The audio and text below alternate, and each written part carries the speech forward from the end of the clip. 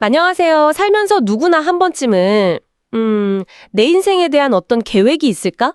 내가 어떻게 살아야 하지? 뭐 이런 질문들 던지게 되잖아요. 특히 신앙을 가진 당신이라면 하나님의 뜻이 무엇인지 알고 또 그걸 따르는 게 중요하다고 생각하실 거고요. 오늘 저희가 바로 이 질문, 하나님의 뜻을 어떻게 알 수 있나 하는 이 문제에 대해서 좀 깊이 파고들어 볼 자료를 하나 받았습니다. 폴 리틀의 하나님의 뜻을 알려면 이라는 소책자인데요. 이게 꽤 오랫동안 많은 분들에게 읽혀온 글이더라고요. 자, 그럼 이 자료를 통해서 하나님의 뜻을 이해하는 핵심 열쇠가 뭔지, 그리고 그게 당신의 삶에는 또 어떻게 적용될 수 있을지 한번 같이 살펴보겠습니다. 우선 이 책에서는요, 하나님께서 당신의 삶에 대한 계획과 목적을 분명히 갖고 계신다는 것, 에베소서 2장 10절 같은 말씀이죠. 그리고 그 길을 보여주시겠다고 약속하신다는 점, 잠언 3장 5절 6절이요. 여기서부터 이야기를 시작해요. 그러니까 이게 그냥 막연한 게 아니라 하나님이 구체적인 계획을 가지고 계시다는 거죠. 네, 맞아요. 그리고 흥미로운 건 저자가 하나님의 뜻을 딱 두 가지로 나눠서 설명한다는 점이에요. 첫째는 보편적인 뜻이라고 부르는데 이건 뭐냐면 성경에 이미 명확하게 쓰여 있어서 모든 그리스도인에게 해당되는 거예요.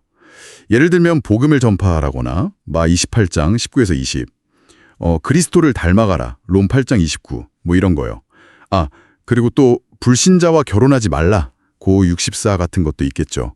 이런 건 이미 하나님이 밝히신 거니까 따로 뭐 특별한 인도를 구할 필요는 없다고 강조하더라고요. 그렇군요. 이미 알려주신 것에 대해서는 그냥 순종하면 되는 거네요. 심지어는 오늘 무슨 옷 입을지, 점심 뭐 먹을지 이런 사소한 것까지 하나님이 일일이 정해주시진 않는다고도 하니까 어떻게 보면 우리에게 상당한 자유가 주어진 셈이네요. 네, 그렇죠. 상당한 자유와 책임이 있는 거죠. 반면에 두 번째는 특별한 인도인데요. 이건 이제 성경에 딱 떨어지게 나와 있지는 않은 당신 개인의 삶에 대한 거예요. 예를 들어 어떤 직업을 가질지, 누구랑 결혼할지 같은 거요. 이런 부분에 대해서는 하나님께서 각 사람에게 맞는 그런 개별적인 인도를 약속하셨다고 저자는 말합니다. 이사야 48장 17절 같은 말씀을 근거로요. 여기서 정말 아주 흥미로운 지점이 나오는데요. 하나님의 뜻을 아는데 필요한 선행 조건이 있다는 거예요. 여러 가지가 있지만 그중에서도 가장 중요한 게 아직 그 뜻이 뭔진 모르지만 만약 알게 된다면 기꺼이 따르겠습니다 하는 마음이래요. 미리 네 하고 답할 준비가 되어 있어야 한다는 거죠. 와, 이거 생각보다 쉽지 않겠는데요. 맞아요. 그게 핵심이죠. 많은 사람들이 하나님의 뜻을 알기 전에 이게 내 생각과 맞을까? 나한테 좀 유리할까? 이걸 먼저 따지려고 하잖아요. 근데 저자는 그게 하나님을 신뢰하지 못하는 태도라고 딱 짚어요. 마치 하나님이 우리를 일부러 막 불행하게 만드실 것처럼 오해한다는 거죠. 그러면서 로마서 8장 32절 말씀을 인용하는데요. 자기 아들을 아끼지 않으시고 우리 모두를 위해 내주신 분이 어찌 그 아들과 함께 모든 것을 우리에게 선물로 주지 않으시겠습니까? 우리를 위해 가장 소중한 아들까지 주신 하나님이 당신의 삶을 망치려 하시겠냐는 거예요.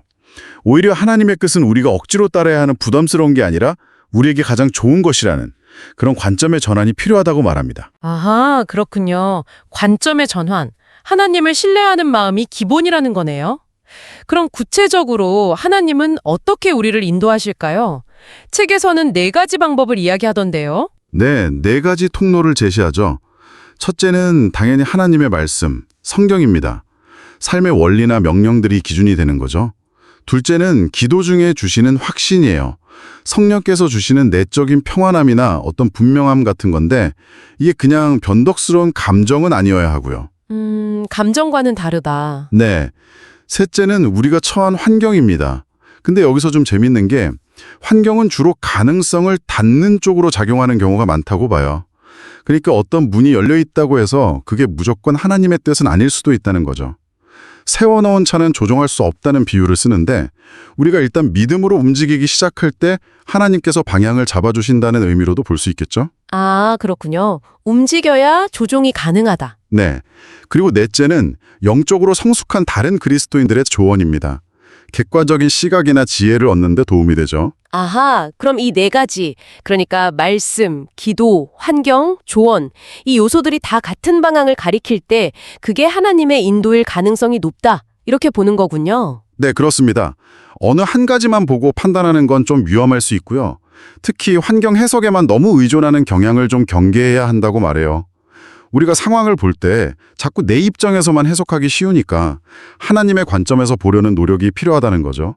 이 네 가지를 종합적으로 고려하는 지혜가 중요합니다. 하나님의 뜻을 분별하려고 할 때 저지르기 쉬운 실수들, 함정들도 몇 가지 짚어주더라고요. 예를 들면 내가 원하는 건 절대 하나님의 뜻이 아닐 거야. 이렇게 미리 생각하는 거요. 아, 네. 그렇죠. 근데 시편 37편 4절 같은 데 보면 우리가 하나님을 기뻐할 때 우리 마음의 소원을 이루어 주신다고도 하잖아요. 무조건 내 소원은 틀렸다고 생각할 필요는 없다는 거죠. 그렇군요. 또 어떤 실수가 있을까요? 모든 결정에 꼭 어떤 주관적인 느낌이나 막 번개가 치는 듯한 그런 확인이 있어야만 한다고 생각하는 것도 함정일 수 있어요. 때로는 그냥 우리가 가진 정보와 성경적인 원칙 안에서 최선을 다해서 결정하고 믿음으로 나아가야 할 때도 있거든요. 아, 모든 일에 다 그런 특별한 사인이 있는 건 아니다. 네. 그리고 또 상황이 막 평탄하고 아무 문제 없어야만 하나님의 뜻 안에 있다고 생각하는 것도 오해예요. 제자들이 예수님 명령 따라서 배 타고 가다가 큰 폭풍 만났잖아요. 마가복음 4장에. 어려움이 있다고 해서 꼭 하나님의 뜻 밖에 있는 건 아니라는 거죠. 아, 맞아요. 그 사건 유명하죠. 그리고 과거에 내가 큰 실수를 했기 때문에 나는 이제 하나님의 가장 좋은 계획에서는 영원히 벗어났어. 이렇게 생각하는 것도요. 베드로나 요한, 마가 같은 인물들을 보면 우리가 진심으로 회개하면 하나님은 얼마든지 우리를 회복시키시고 다시 사용하신다는 걸 알 수 있죠. 아, 회복의 가능성. 정말 중요한 메시지네요. 네. 그래서 결국 핵심은 하나님의 선하심과 지혜를 정말 깊이 신뢰하는 거예요.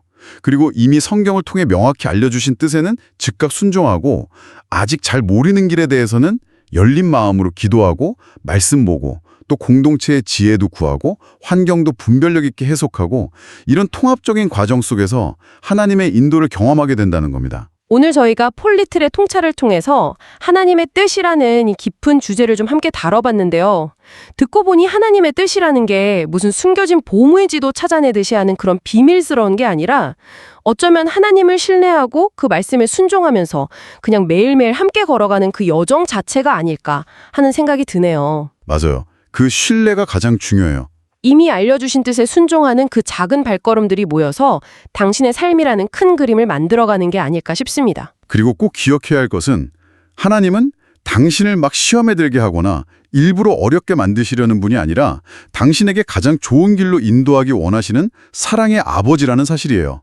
그 믿음, 그 신뢰가 있다면 우리는 불안해하지 않고 그분의 인도를 구할 수 있겠죠. 자, 오늘 나눈 이야기들을 마무리하면서 당신에게 이런 질문을 한번 던져보고 싶습니다.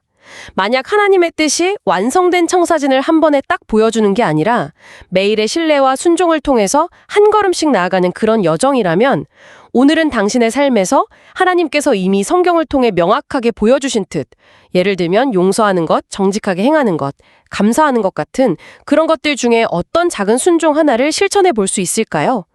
미래 전체를 다 알지 못해도 괜찮습니다. 바로 지금 내디딜 수 있는 그 한 걸음에 집중하는 것이 당신의 여정에 어떤 의미를 더하게 될지 한번 조용히 생각해 보시면 좋겠습니다.